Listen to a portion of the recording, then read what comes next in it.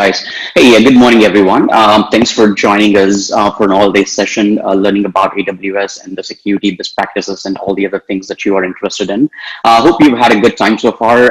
Great, some of the presentations. The initial talk was really good, which talked about at a very high level on managing AWS security and things that you should be doing and should not be doing. And we talked a lot about zero trust architectures and what that really means in terms of cloud automation and things like that.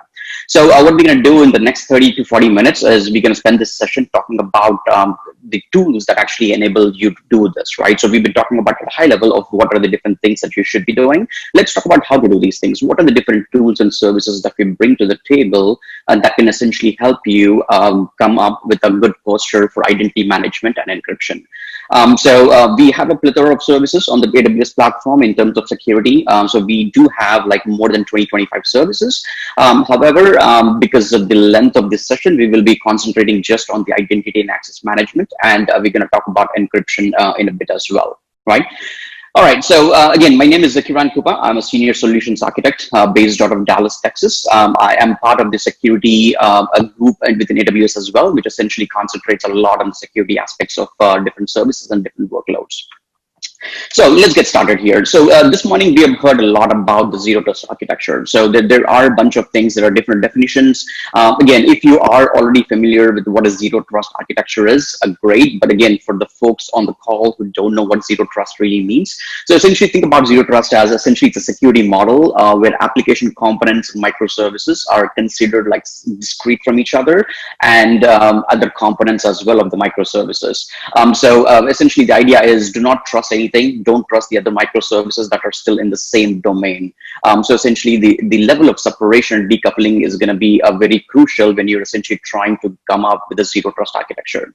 So here's a quick snapshot of a diagram that essentially I pulled off from the NIST compliance or the NIST page. So this talks about various different components in terms of what you really need to essentially come up with a zero trust architecture for your network. So again, if you see, there are a lot of different components to this, anywhere from the compliance piece to threat intelligence to identity and access management, key management, and things like that. But for this session, right, just to scope this out, we're going to talk about only one or two aspects of this, which essentially is going to be identity and access management. All right, so talking about the NIST framework again, as I mentioned, AWS has a lot of different services in terms of compliance, probably the most by any other cloud provider. So what these services really mean to you, right? So if we have to put them back in the NIST framework, so think about it in terms of identifying, protecting, detecting, responding in an automated fashion, loop back, investigate, automate again, and then recover. So these are essentially the loops that we typically go through in terms of whether it be a data center architecture or it could be a cloud-based architecture. So the idea here is not about these services, it's about the process and what are the tools that we're going to bring to the process to help you achieve this in a very seamless fashion. So again, there are a lot of services on this list. I will be sharing the slides with you at a later point, and you can actually go take a look at those slides if it's really hard to read for you at this point. But the idea again is we do have services that essentially align with the framework of identify, protect, detect, respond, automate, and recover. And all of these things can be done in a very automated fashion. Now, you don't have to worry about attending things manually, going back and forth. You can automate every one of these different steps. Now, with that being said, how do these things really come together, right? So if we think about it, this is an architecture, again, really hard to read, apologize for that. I really had to fit that into one single slide.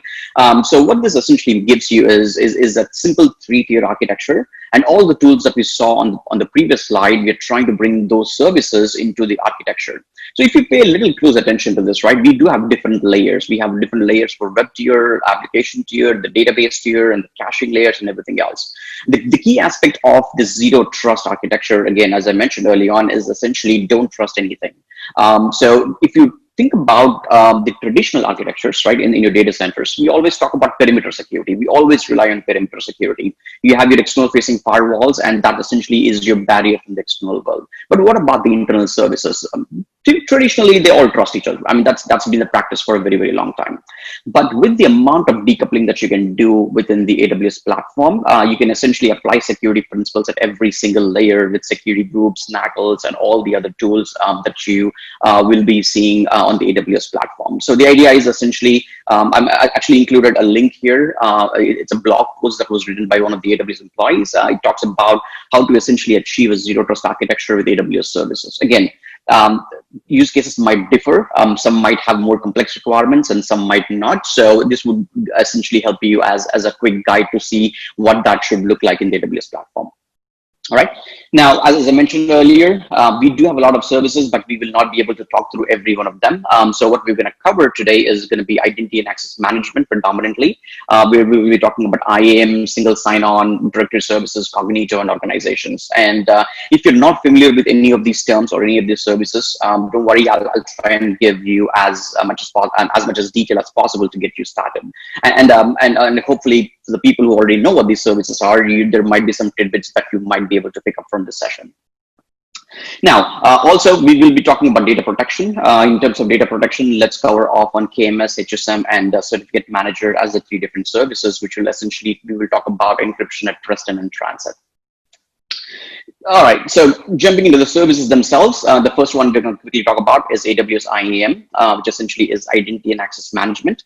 So essentially, what is this, right? It's essentially a web service that helps you control the access to the AWS services centrally in one single location. So think of this as, if you have an AWS account, you should have an IAM user that essentially can log into the account and do certain things with services, or for example, spin up a virtual machine, spin down a virtual machine, change a certain subset of services and things like that, right? So that essentially is IAM. So if you have to compare this apples to apples with your existing maybe Active Directory components on-prem, think about your Active Directory users as IAM users in this case. Think of your Active Directory groups as IAM groups in this case. If you have like group policies applied on these bunch of different users and groups, then think about them as IAM policies in our scenario. So we essentially provide you with these different constructs of how to get access to different services. And we also help you with providing federation. If you, like, let's say, for example, if you don't want to use an IAM user, we help you essentially do a federation between existing IDPs so that you can leverage whatever existing IDPs that you might have. It could be an on-prem Active Directory, it could be a provider on another cloud, or it could be a completely cloud-based providers like Okta or Ping, and we essentially integrate with all those services as well. So what does this give you, right? So essentially the idea of IAM gives you a really fine-grained control of the resources that are available on the AWS platform. So what that really means is you can actually have permissions set up for a particular service. Let's say, for example, EC2 is virtual machine. You can essentially say, hey, who can spin up virtual machines and who cannot spin up virtual machines.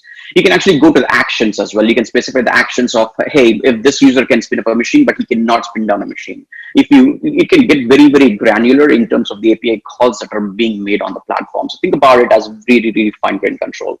The awesome part is it does not have to be just the actions. You can also make it as part of resources.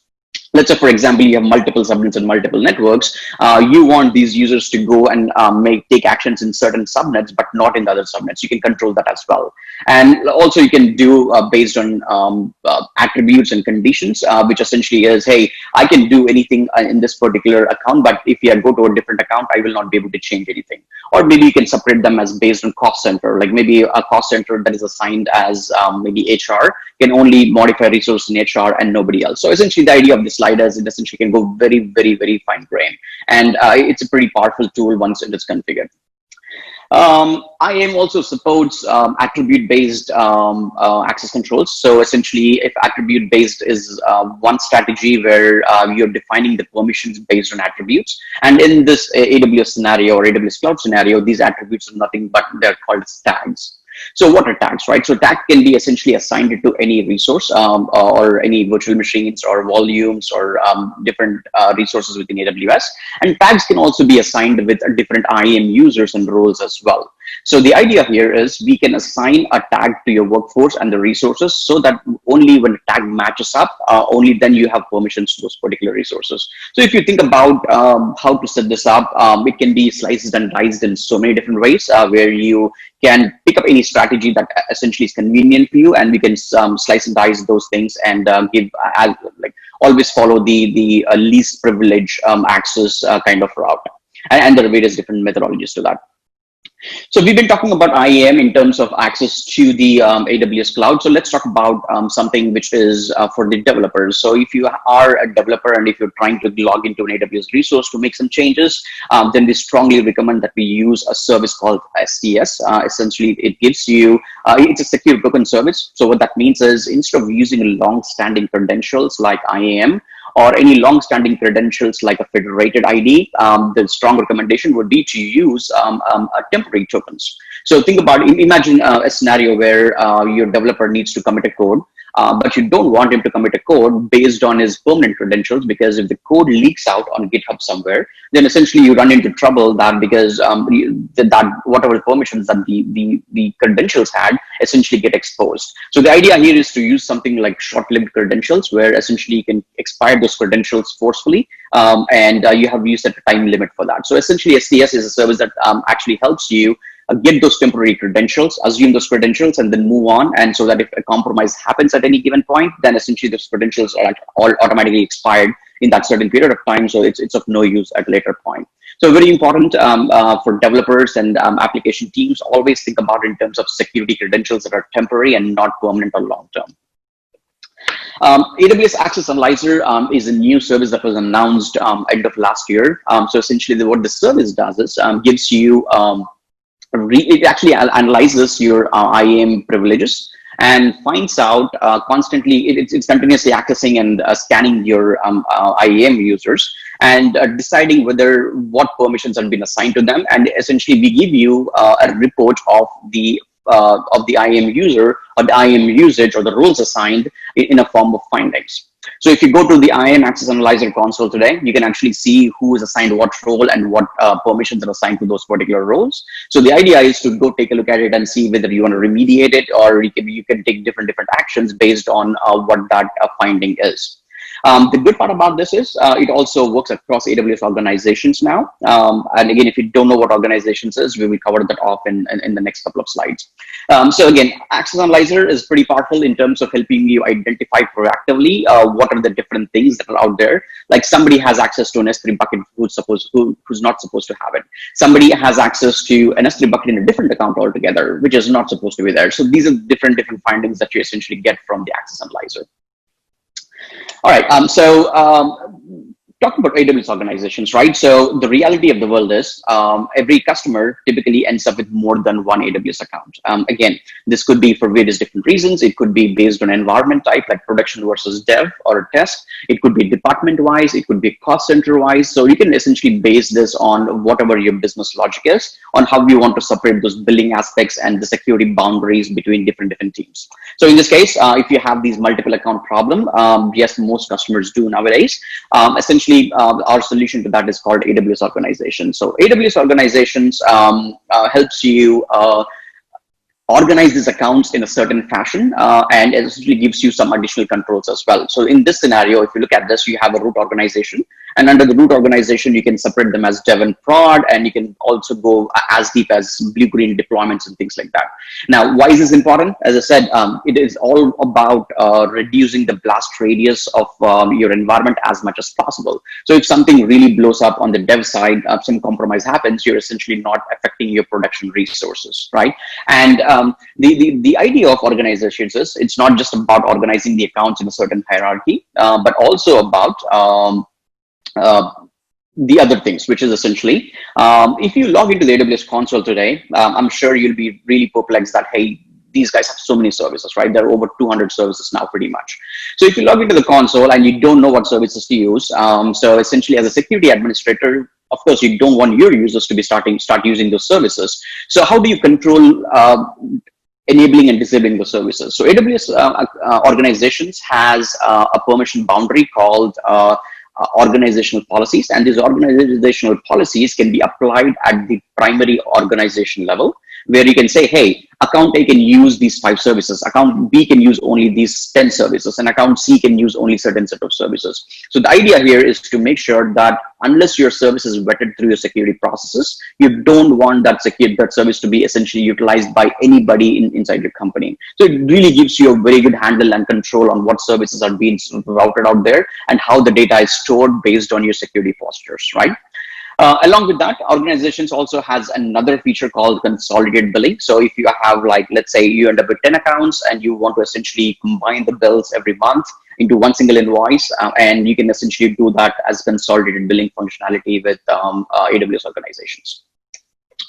All right, moving on. So we talked about IAM. So it's simply users, groups, and roles, right? So again, we talked about how you can essentially provide permissions to these individual resources on individual accounts. One thing that you want to remember is IAM is the account level construct. So what that means is if you have multiple accounts, then each account has to have its own IAM user. Let's say, for example, Ron is part of account 1. Which if he's not part of account 2, then he will not be able to access anything in the account 2. So he has to be present or essentially created an IAM user in every single AWS account that's out there. So the idea is it essentially was a pretty hard job if you're trying to manage, and once your number of accounts grow up, it actually becomes more and more complex. So this is where we introduced a federation option for you. So if you have, you can essentially simply set up a SAML trust with your different resources, and you can start using the SAML trust. So instead of creating this IAM user, IAM users in every single account, you can simply depend on your existing federation identity provider, and use federation to federate with the AWS console and get access to the resources, which essentially can still be fine-grained policies and things like that. Now, in this scenario, again, it's a security best practice from the AWS side. So if you even if you end up with 1 or 2 accounts, do not use IAM users. Always make sure that you can essentially federate with something that is more aligned with your security posture within your company. Now, how does this federation work, right? So essentially, federation gives you a single pane of login page, essentially makes it easy for everybody, all right? It's the same custom experience that you build for other applications. In this case, it could be Microsoft Azure, it could be something else. So the way this works is essentially the SAML IDP takes the assertion, shares the metadata. It's a quite simple process, and essentially gives you access to the accounts and the resources in there. Now, when it comes to directories, right? So how do you, AWS also provides you with multiple directory options. So if you are a big fan of Microsoft Active Directory, if that has been your go-to for the last 20 years, then we provide you with a managed Microsoft AD, which essentially is a full-blown Microsoft Active Directory that is managed by AWS, and you can start consuming that as a service. Advantage of that is you don't have to worry about maintenance of the machines and things like that. The other one that we provide is a simple AD, which essentially is a Samba-based Active Directory compatible directory. And again, if you're looking at really small implementations, probably this might be for you. If you're looking at large-scale implementations, probably not the best idea. And if you don't want to use any directories within the AWS console or AWS ecosystem, we give you an option for AD connector, which essentially is a proxy server. And what this does is essentially proxies that request for authentication back to your on-prem Active Directory, as long as you have the connection to your data center. So the resources in the cloud are going to talk to the connector. The connector is going to pass that data back to the Active Directory on-prem, and essentially gets authenticated from there. So those are the 3 different Active Directory options. But again, don't have to use them. But again, if you want to integrate, there are many different ways to skin this cat. So we can talk about more details on a case-by-case basis if ever needed.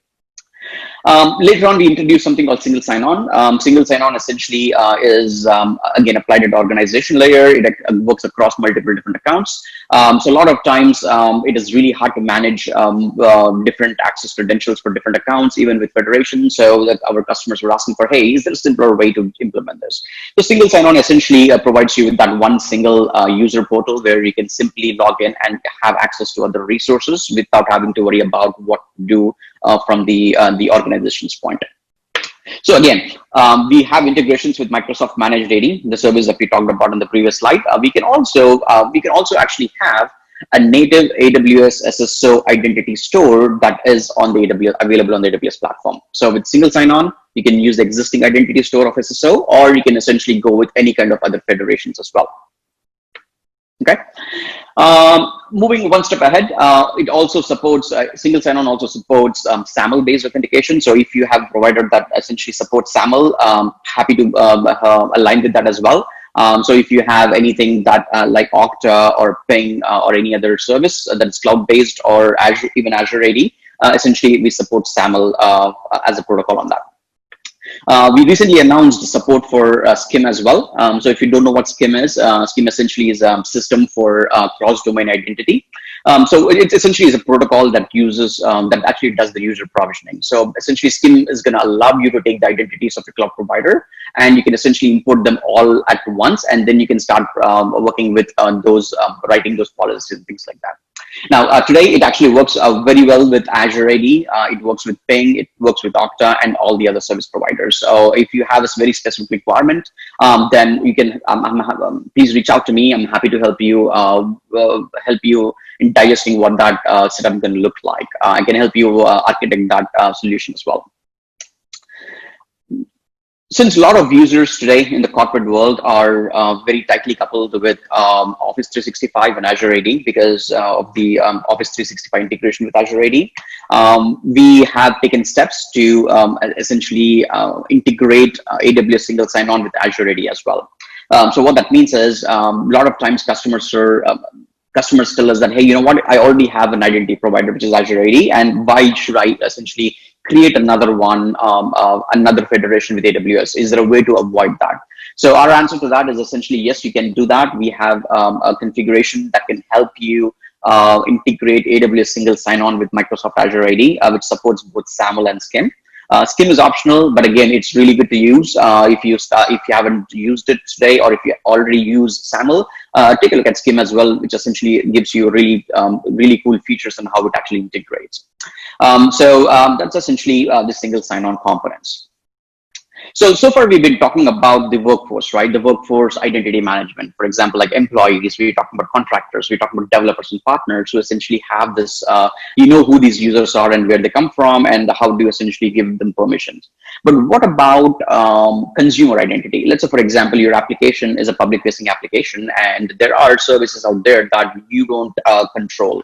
The random user comes in and tries to log in. So how do we essentially control that consumer-based identity on the AWS platform? So our answer to that is AWS Cognito.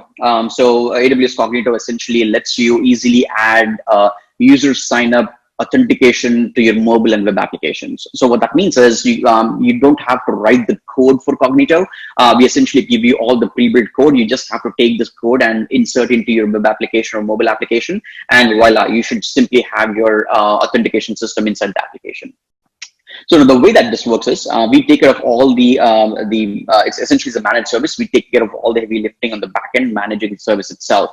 So for native users, let's say you have random users, like random 1,000, 10,000, or even 1 million users coming in, we can essentially store those credentials for you in a native way on AWS Cognito. Now, what if you're already using another service provider? And what if you want to leverage that? We also, for federated users, we also support SAML for this. So if you're coming with another IDP provider, then happy to integrate that with SAML, and essentially Cognito is going to make it easy for you to add these login pages into your accounts or into your applications, which are web and mobile applications. If you have social users, again, for the federation works the other way as well in terms of social platforms. So if you want the user to log in with, let's say, Gmail or maybe a Facebook credential, Amazon credential, then we can essentially integrate. We have native configuration integrations for between those social providers and AWS Cognito as well.